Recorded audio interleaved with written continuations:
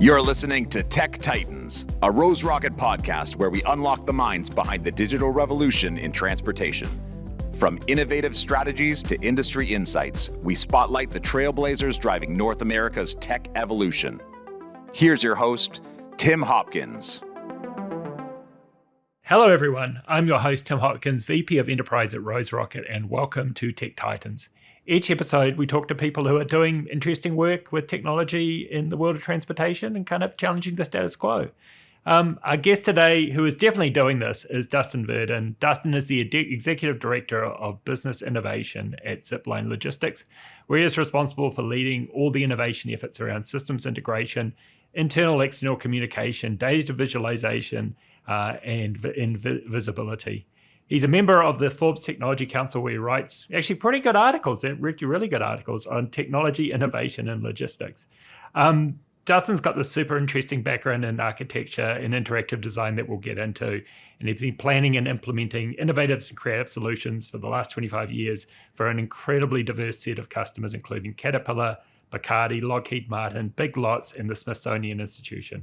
Thanks for being here, Dustin. I think we're going to have plenty to talk about. Thank you. Yeah, looking forward to it.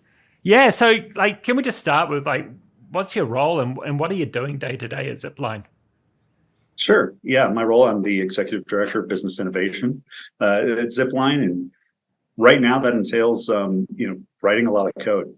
My background, as you said, was in architecture. It transitioned into a different kind of architecture, yes. That being programming, and I spent a lot of my day, building new solutions for our customers and for us internally.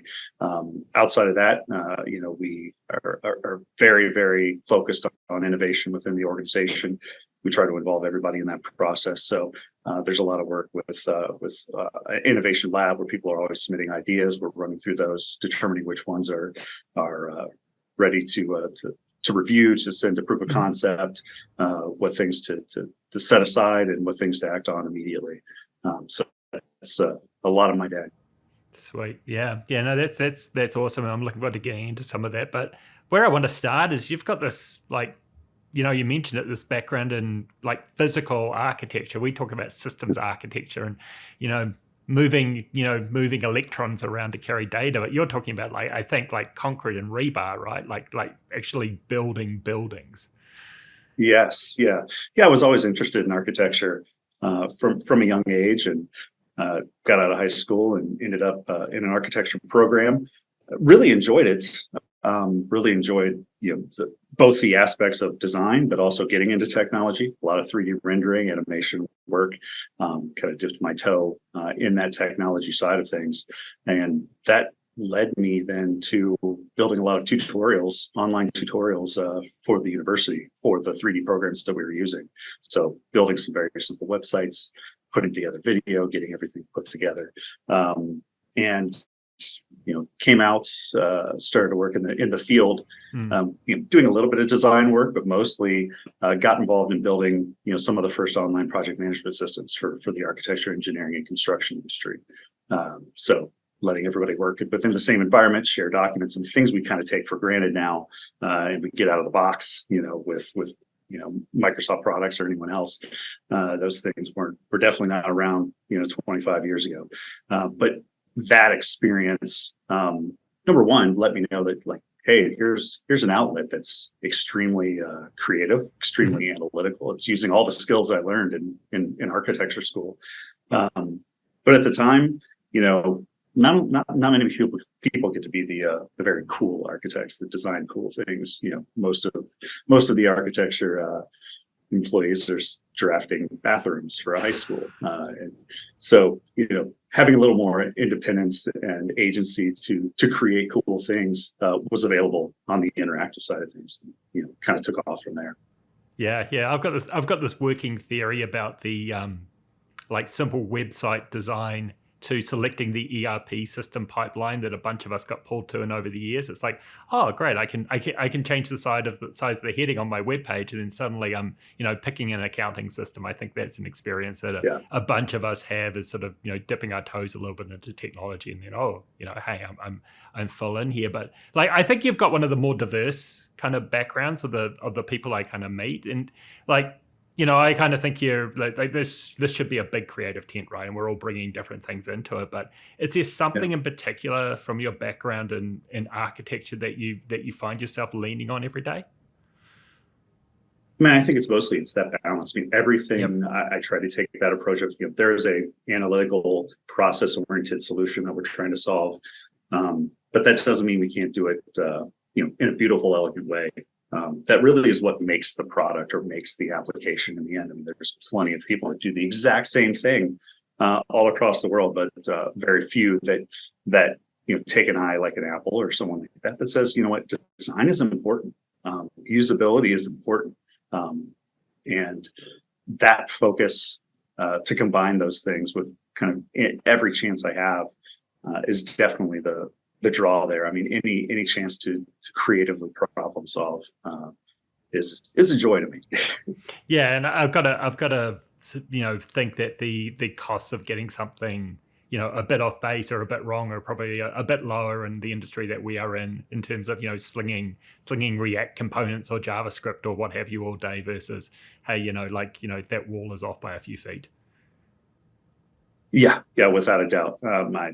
The beauty of digital creations, we can change it anytime and all the time. I think that's one of the keys to the way that I approach things too, is to always have that kind of startup mindset, that agile, like proof of concept, 80-20, like let's get something out the door so it's usable, get feedback, get understanding, modify it, adjust it, evolve it, but get tools in the hands of the people that need it, and grow from there.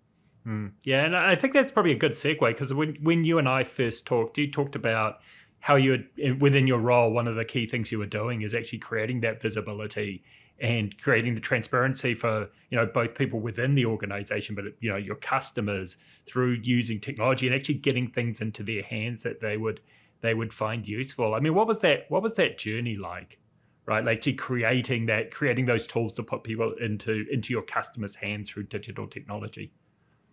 Yeah, sure. When I started working with Zipline, at this point it was probably 8 or 9 years ago, as a consultant, and was brought in, and they said, we have some information we'd like to share with our customers, just some basic historical information. We'd like to put that in place. So that's where the whole journey started. And, the second that you start to build out a system that provides some visibility into what you're doing, it opens up all kinds of avenues. I mean, we're all used to, any number of the standard KPIs and data that we're used to seeing for some of this, but the ability to get a little further in the weeds with that and really find some interesting discoveries. I mean, one of the interesting stats that we love around here is talking about looking at like cost per load on the day shipped. How different for a given customer is it if they ship on Tuesday versus shipping on Thursday, and those are things that surprisingly, a lot of our customers had never really thought about before. So really digging in deep, we want to be a consultative partner.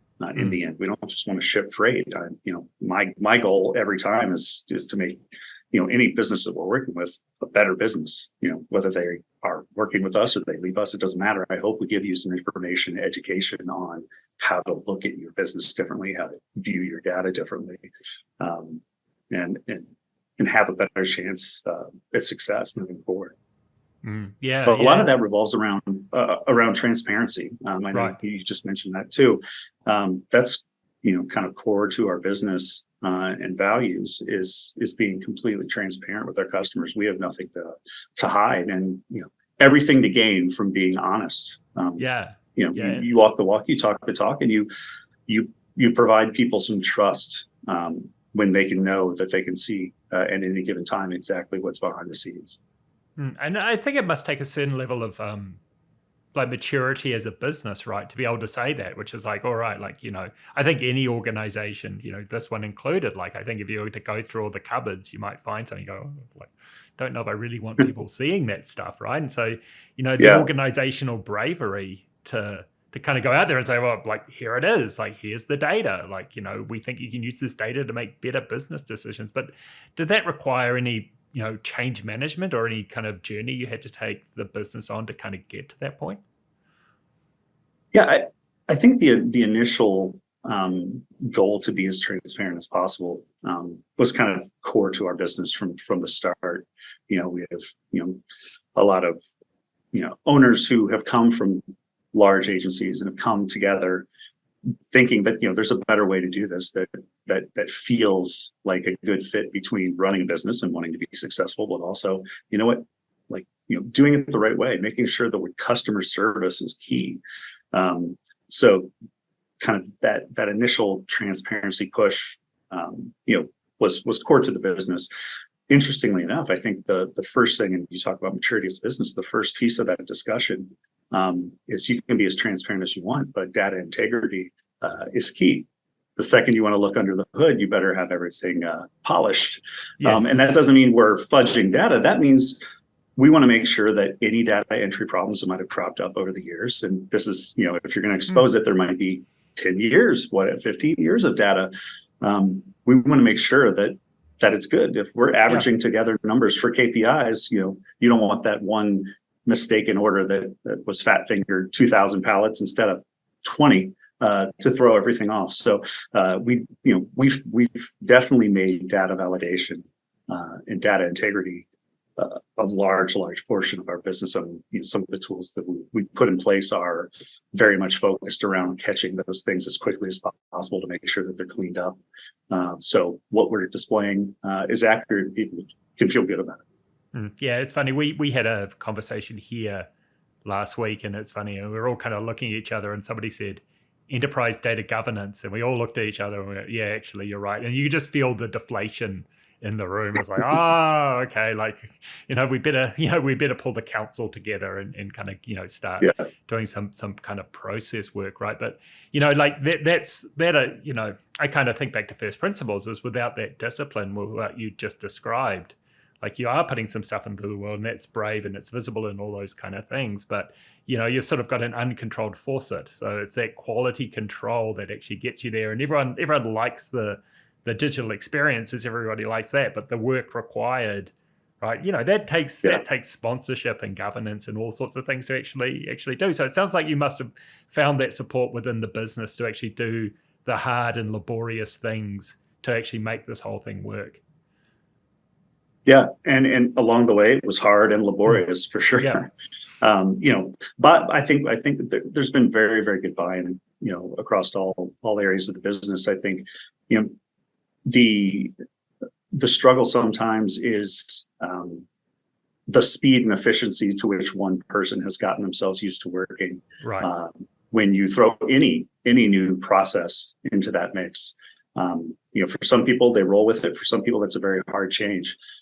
So really, really trying to dig in, look at the individual level, and find what solutions work for each person in our office as best that we can, to make everyone feel like, number one, we're doing a good thing, and transparency in this data exposure is where we want to be. We're also not trying to bog down your day. We're trying to make everyone more efficient and feel good about what they're doing, and feel that they have the tools in front of them that helps them do it as best they can. Yeah, it's that be deliberate about your process, which feels slow, but actually speeds you up. It makes you go fast in the end. But it takes it takes some persuasion to kind of get there. Yeah. So I mean, so you've been on this journey. You say you want to be as you say, you're the consultative partner. You're adding value to your customers. And do you hear that from your customers? Like, this has become an advantage for Zipline in the market, which is like, hey, I can always see what's going on with Zipline, right? Like, and that's, maybe a reason your customers come back to you now. Yeah, I think it's, the tool very early on became a clear differentiator for us. It's not just, a TMS. It's not just some basic reports that we're putting out there. We're trying to give you information at your fingertips that's actionable. And that is important. Our goal for working with, the logistics manager, our goal is to make them look as good as possible to their executives. We want them to be able to use this information. And, it's, when we talk about being a consultative partner, that really means a number of things. One is just having tools available for anyone to see their business differently. We have a lot of doing network optimization and visualization tools, and just understanding where the inefficiencies are, all the way to very, very custom one-off solutions for someone that needs it. Yes. Someone that might not be technically proficient and says, like, look, the best I can do is email you a spreadsheet. It's one thing to try to browbeat someone and say, look, you gotta get with the times. It's another thing to say, we'll work with that. If we have to receive an email, pull down a file, parse that file, turn it into an EDI format that, pseudo EDI format that we then process, or whatever it is that we do. If that's going to help, the business move along, we're going to do that. And we're going to bring people along on that journey. Yeah. One of the touchstones that we have around here is, one of the outcomes of any software purchase, I guess, the kind of relationship you have with your customers ought to be career acceleration for the people who actually, make that. So it's how can you enable your customers just to have the best day every day, right? Through the tools that you give them, or the stuff that you're providing them. Yeah, and we've definitely been blessed with having some customers who've left their current roles, and we immediately hear from them in their new roles to say, like, hey, like, I miss what I had access to before. Let's talk. And it's definitely a good feeling to know that we're seen as a value add and not just kind of a commodity play. Yeah, for sure. And I one of the things I think if I look through your kind of career history, and I think you mentioned a couple of times, is this thing around innovation, right? And innovation, I think, being at the heart of what you do. And I think you actually wrote this article for Forbes, or at least came up in the conversation that we had, was the power of small incremental change, right? Which was, like, I thought, a really interesting way of kind of looking at the world. Can you kind of take us through that for a little bit? Yeah, sure. It's very easy to fall into that category of saying, like, there's got to be some big thing that we can purchase that's just going to make everything run better. We can spend years researching this thing that's going to come, this holy grail that's going to be out there. A lot of that time ends up being, not very fruitfully spent. And what we found is, when a lot of those decisions are made, and typically from the top down, they might have very good business impact, but the realized business impact at the desk level isn't always considered. And at a heart of a 3PL brokerage, you have a lot of people that are performing a lot of tasks, calling clients, calling customers, calling carriers, entering orders, all of these things. Each of those incremental little processes has a time associated with it, and for many things, if we look at those kind of items, saving 5 or 10 minutes a day off of 100 people's day adds up very quickly. The time that you can spend or how quickly you can realize an ROI on that investment to find a way to do that, it is impactful. I think there's, without a doubt, we're always looking at much larger scale, larger picture things, but I'm much more interested, and I think where the growth of our product has come from is the fact that, I sit on the floor next to these people all day, and we talk and we chat, and you overhear something, and it's just like, did you just say that takes you like a couple hours to do that each week? I think we can throw something together and just send it to you. And those are great. Those create champions within our business for our department and for what we're doing. It helps build the culture that we have here of everyone just kind of being ready and willing to help anyone else. And I think that bottom up approach actually realizes a lot of value that doesn't necessarily go realized in many businesses. Yeah, but I would have to think it's like, right, like, and I don't know what your change control process or anything like that looks like at Zipline, but I've got to imagine you got one. My experience is you show up to, I don't know, the IT governance board, right? And I show up and I've got my business case in hand, and maybe the person next to me is going to replace the single sign-on. It's going to replace the IDP, and it's like, I'm going to do this thing, and then you show up and it's like, hey, I'd like to. I've been sitting next to somebody and I'm noticing they're spending 10 minutes a day, I don't know, wrangling a spreadsheet. And I think we can do better, than that. Like, how does that conversation kind of play out? Because I think everyone can intuitively get their heads around, hey, I've got to replace the accounts payable system, right? But actually, I'd like to get a couple of people to spend a bit of time to automate this process, and 10 minutes a day, it's 100 people, whatever, right? But do people kind of grok that? Do people kind of look at that and go, oh yeah, that's a solid business case that we're going to invest in, or are they sort of evaluating it on something else? Yeah, I think some of it is on aggregate. Right. But also at the same time, I think some of it is just, it naturally occurs. People walk in and out of our office. We overhear conversations. We do it. It kind of is embedded in kind of our day-to-day operations. Right. So it's, for some of these things, it's less about, establishing an approval process and a chain of things. It's more about man, I overheard that, and I just, I decided last night I'm just going to throw this little mock-up together. So it's kind of what you're talking about. And, that kind of buy-in from at the seat level for some of these things means that, selling something like this, to management or to partners, is a lot easier when you can turn and say, look, I had this issue. They threw this together for me. This is going to save me a ton of time. Most of those decisions, at this point, we build up enough trust where time spent there is understood that's time that's not wasted. It's time that we're finding, how to really look at an individual level on how each person works, and trying to make that as efficient as possible. Try to make their day as happy as possible while working.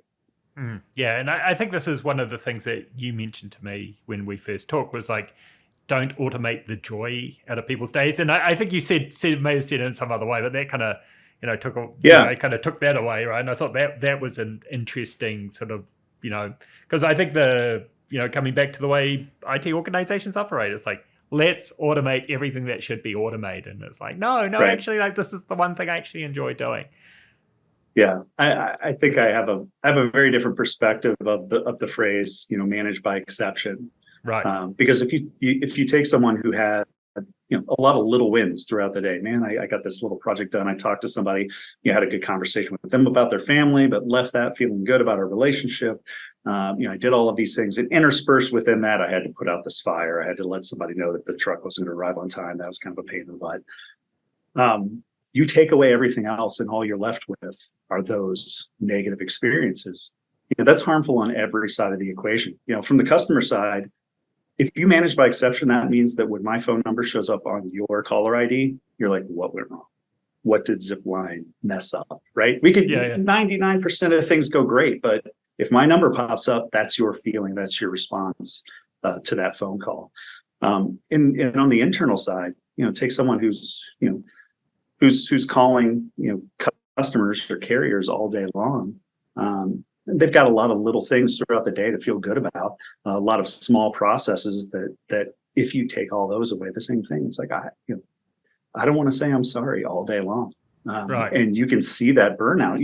We've experienced that on, with ourselves, and, you kind of reach over something and you're like, wait a minute, this might be automating a step too far for how we want to operate as a company.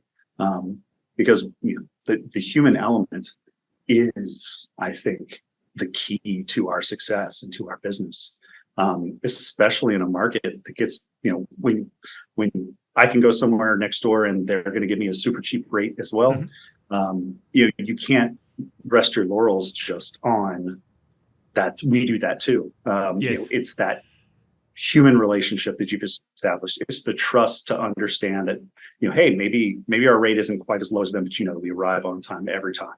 Or we know that we can take care of anything. You don't have to worry about getting into a situation where, that was a cheap rate, but man, they're falling off constantly.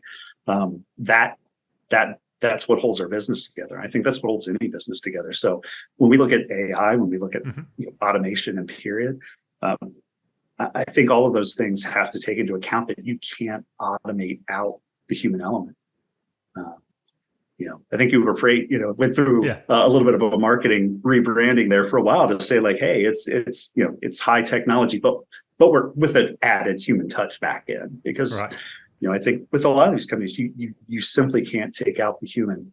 There's no AI, there's no system, there's no process that exists that can handle the unique relationships and can handle the unique challenges that the business that we operate in. Yeah, it's funny. It always boils down to whatever industry you think you're in. Eventually, you're in the human. You're in the customer service business, because that's the connection. That's the thing. Yeah. Hey, so you mentioned a couple of times about the innovation lab that you've got at Zipline. Can you tell us a little bit about that? I think lots of people would be interested to hear what you've got going there.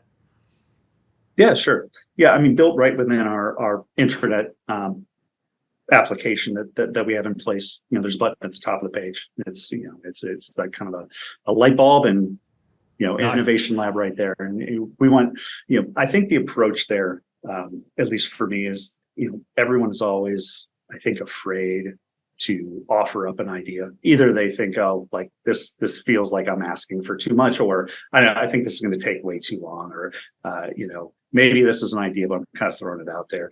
I want every idea submitted. I want everything that you think might make a difference in your day or in our company's day.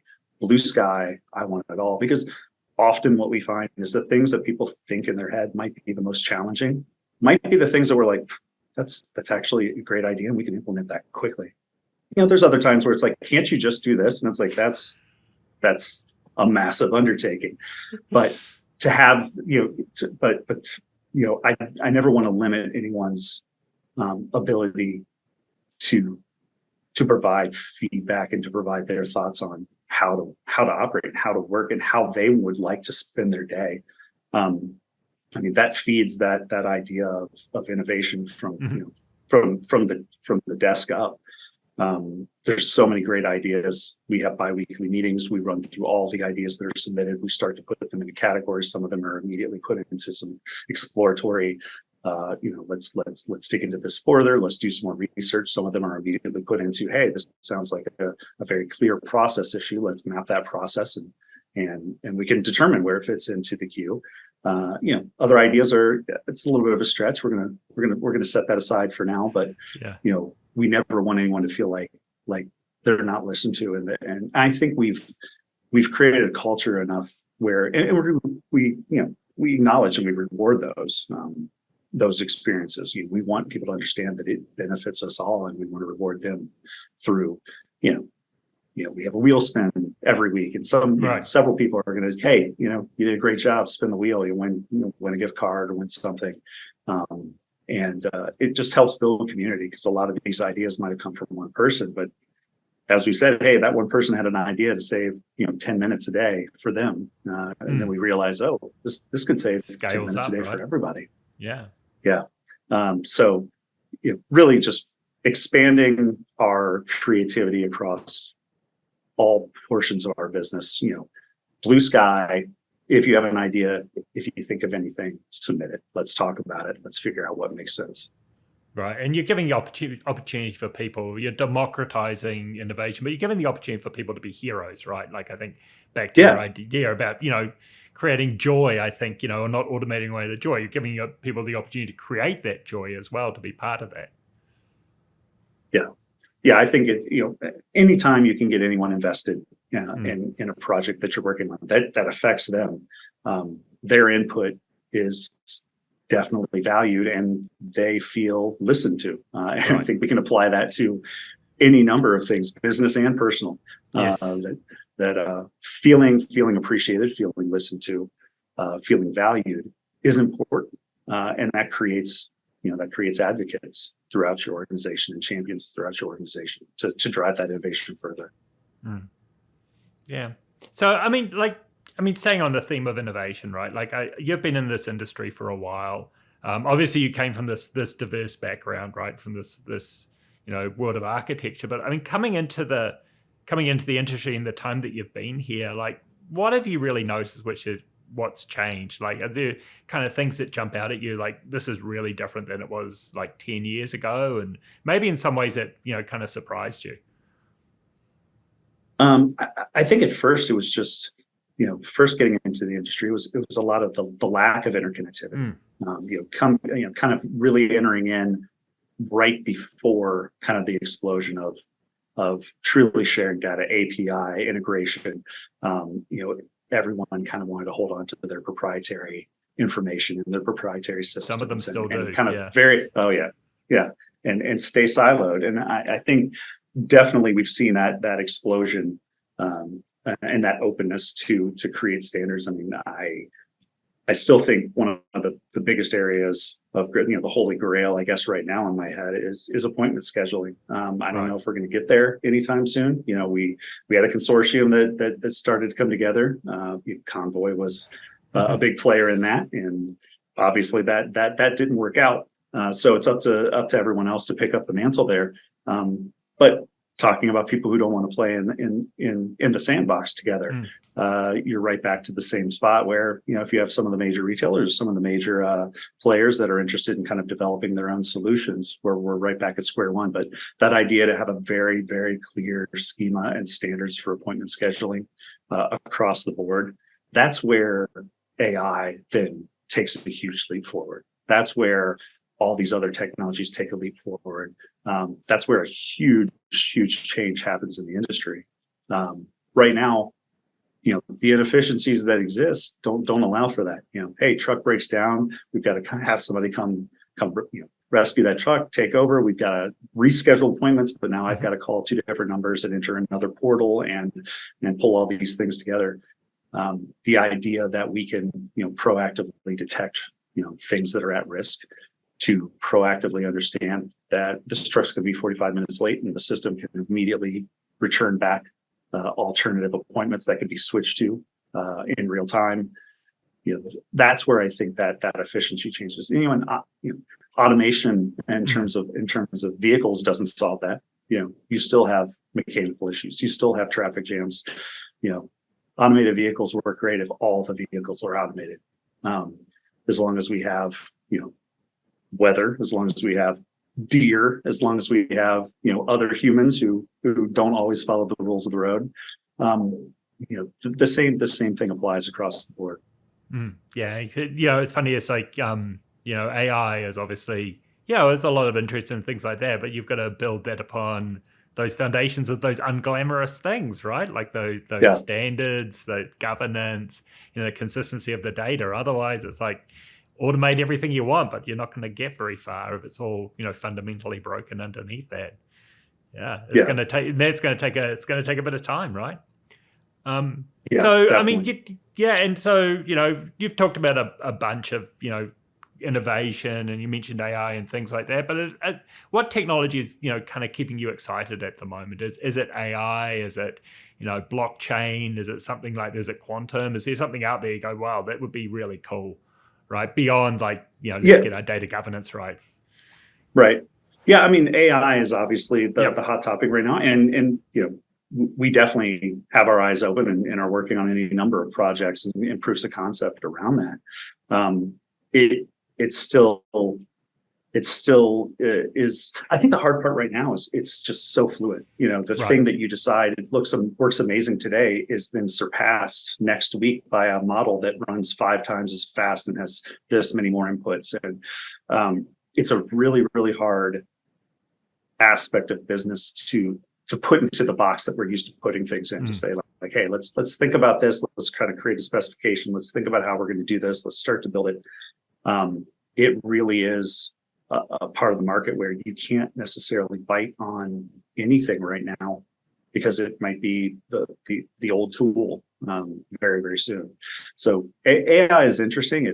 I think the applications are very, very high, just between automated reporting, insights, data insights. I think obviously security is a major play here to understand how to deal with all of this proprietary data into these models. There's plenty of efforts on that front to make sure that we can silo some of that knowledge off and protect that data.